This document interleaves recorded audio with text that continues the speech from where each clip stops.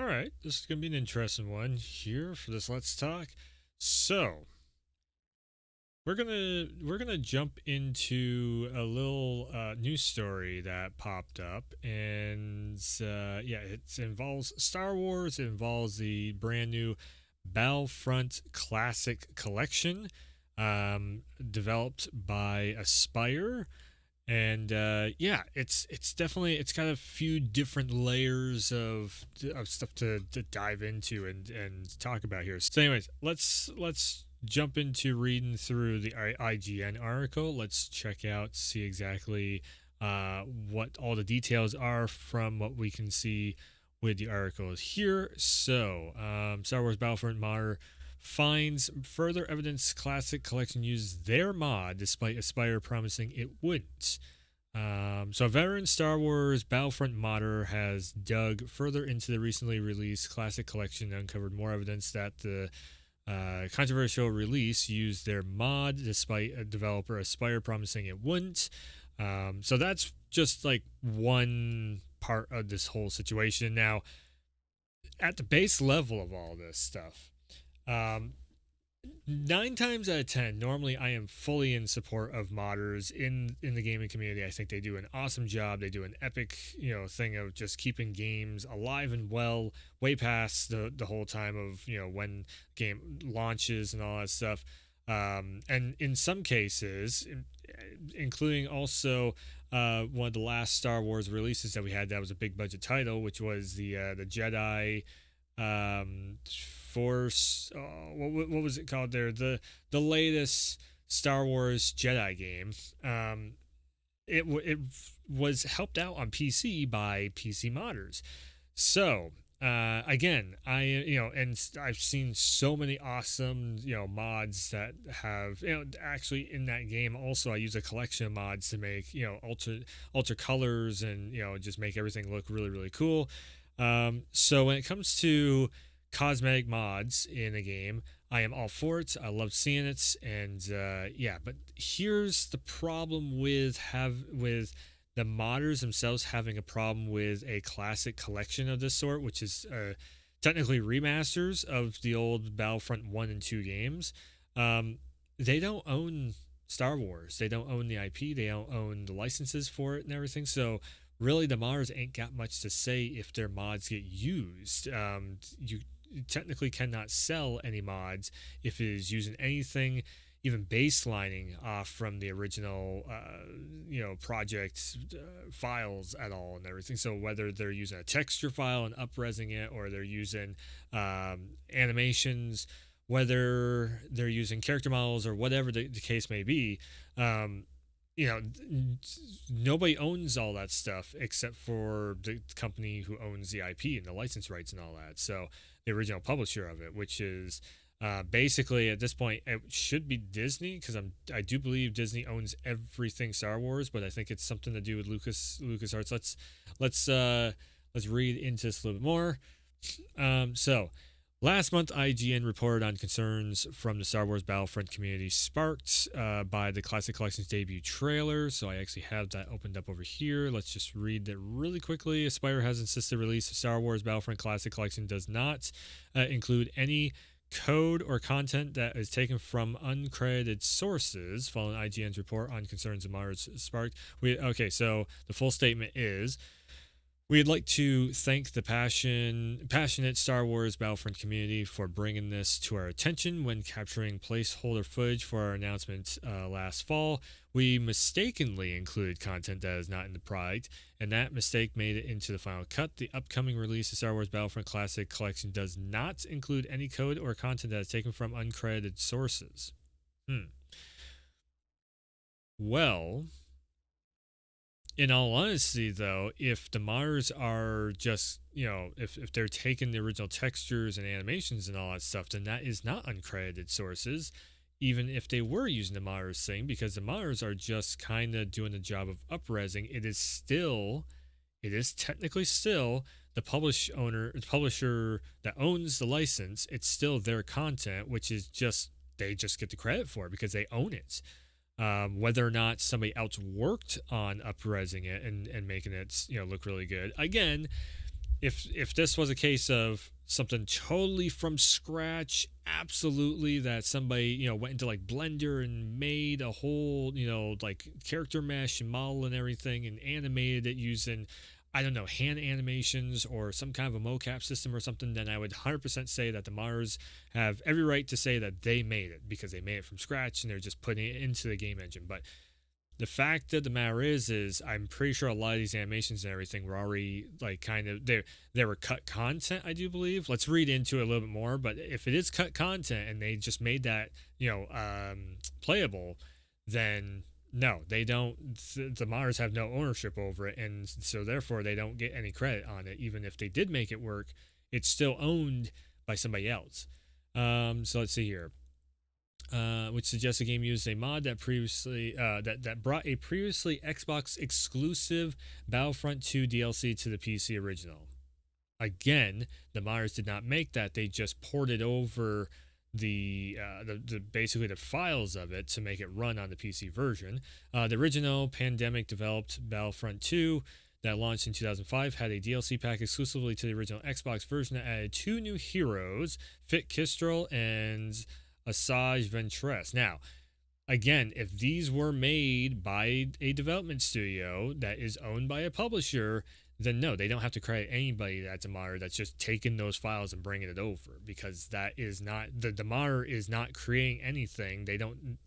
There's no credit needed for them. They're literally just taking a file piece and bringing it over, making it accessible in a menu or something.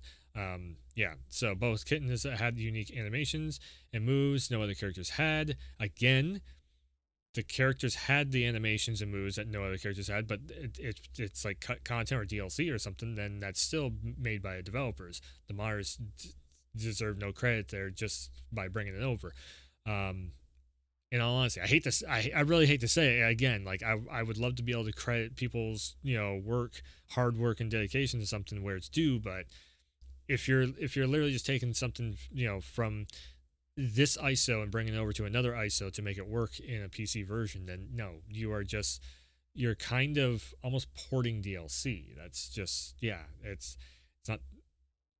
I don't know coding, but I can tell you I'm pretty damn sure it's almost like an asset swap. The way that you would do that in like a Resident Evil game or something. Anyway, so 21 modder. I am a shaman. Okay.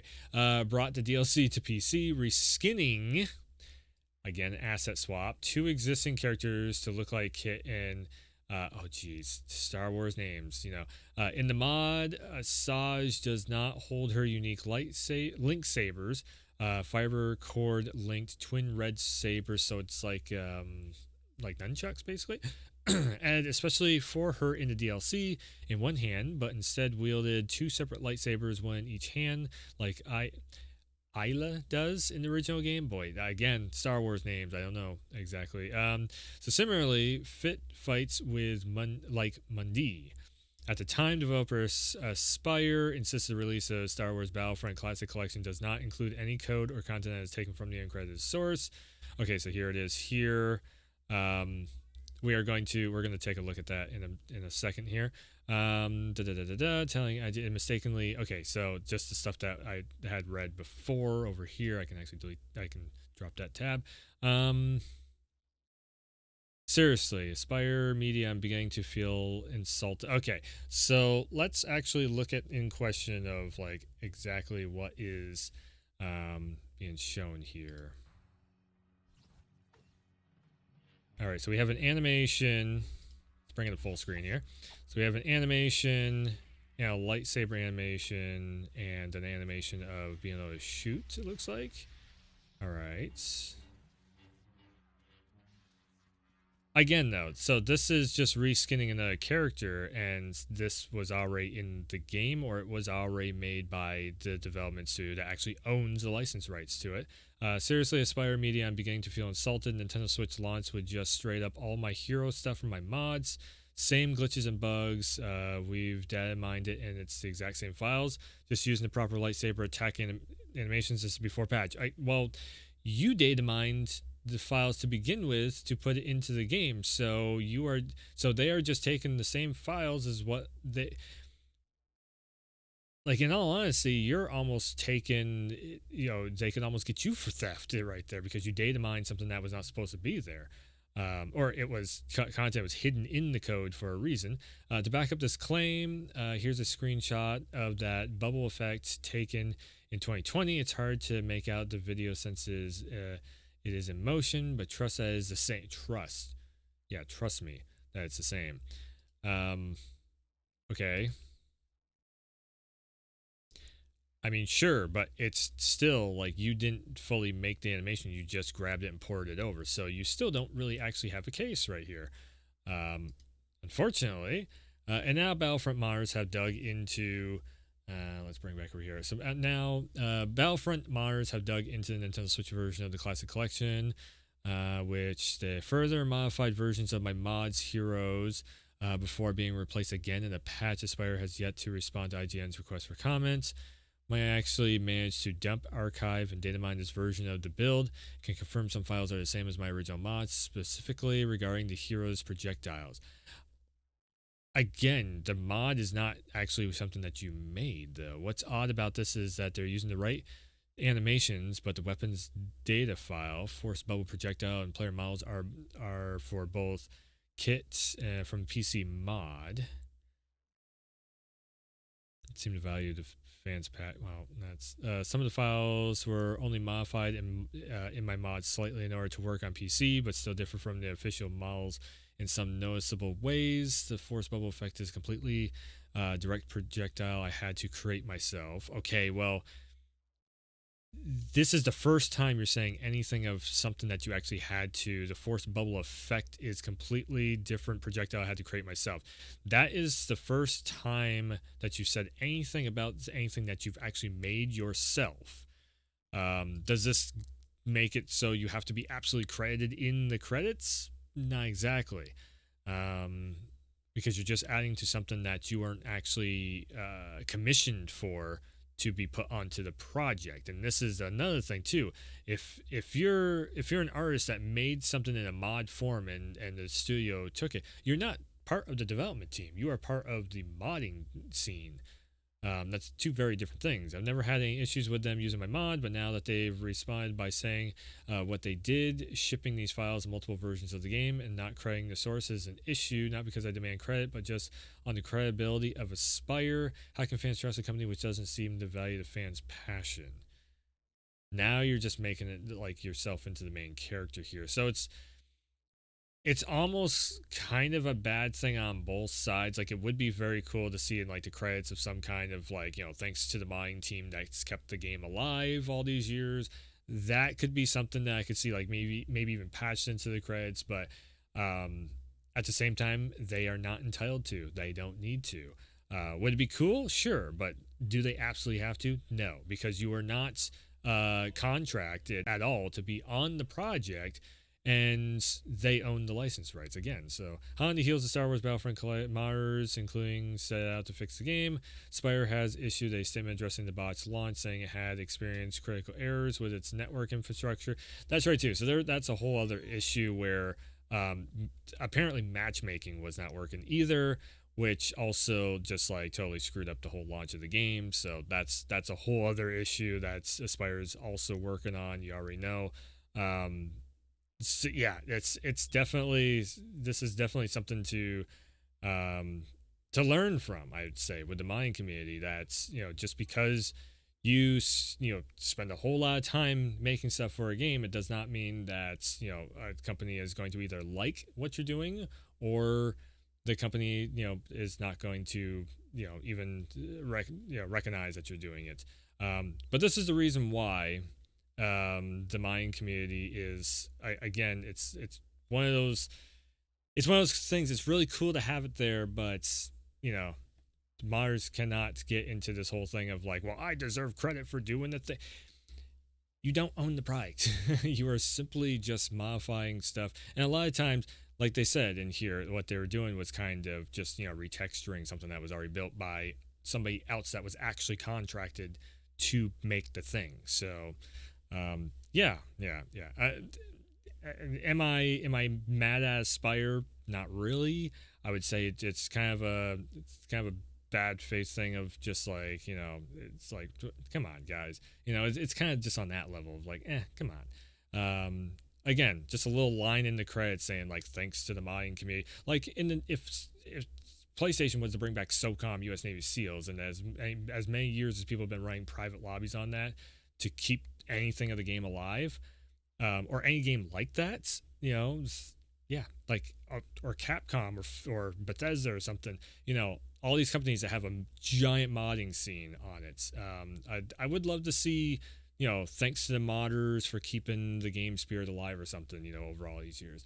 That would be a very cool thing. Maybe that's something that we could, you know, see in the future. I don't know. But yeah, outside of all the stuff that I've already said, it's just, again, just keep that in mind if you're modding games. You know, some companies like it, some companies don't, and you know, it doesn't mean that you're going to get a whole lot of credit for doing a whole lot of work. You might just get some donations in for a certain mod or two, anyways. But yeah, that's going to do it for this one. Thanks for tuning in. Thanks for stopping by. And as always, I will see you next time.